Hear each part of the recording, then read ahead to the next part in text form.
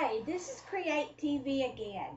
I have another tutorial that is a custom shape tutorial showing how to create this fish with the overspray style.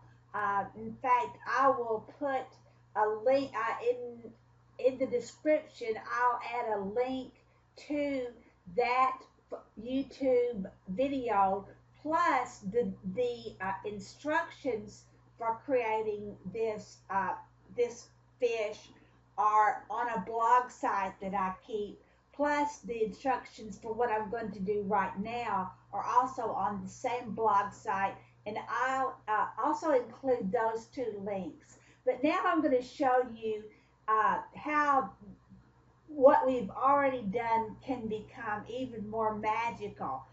With each step, we're going to be getting closer and closer to understanding how to create painted effects with Photoshop. So here we have the overspray style effect, and this is the overspray style right here in the default styles, and you'll want to watch that other video and or just go to the blog site and go through it. But what I'm going to do, I'm going to actually I'm going to actually undo the effect. So I'm going to take it back to where it was before I applied the style to it. Because for the next step, I want to first duplicate this fish without any effects applied to it whatsoever.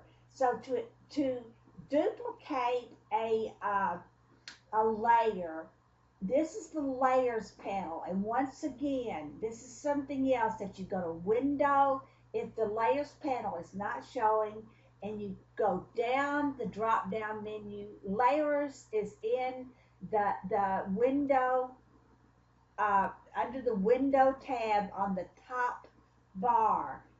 So anyway, but you click on the gray part of the layers panel, not on the fish, and you right click it and you click on the word duplicate layer. All right, now we have two fish.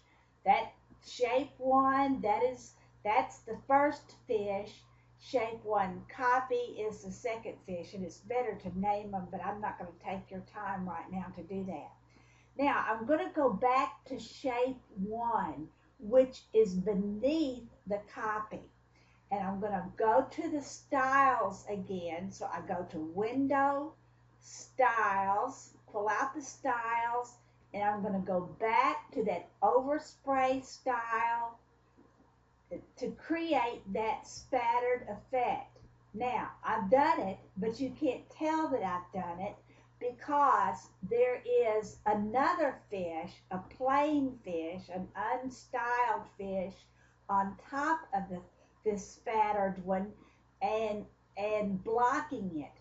Now I'm going to remove the visibility cloak, or this little eyeball here.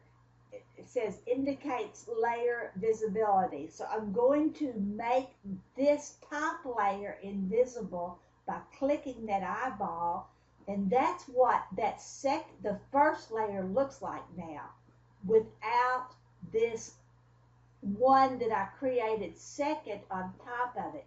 Now I'm going to click the dull square, and the eyeball is highlighted again. So again, the top fish is blocking your view of the second fish. But this is where the magic is going to begin. What I'm going to do now, in the top layer, the copy layer, I'm going to go to the blending mode. The blending mode is in the layers panel. There, right under the word layers, on the left side, there's a little window that says kind, and another little window that says normal, and it has a drop down menu. Now, those are blending modes. We are going to select Linear Burn. Linear Burn.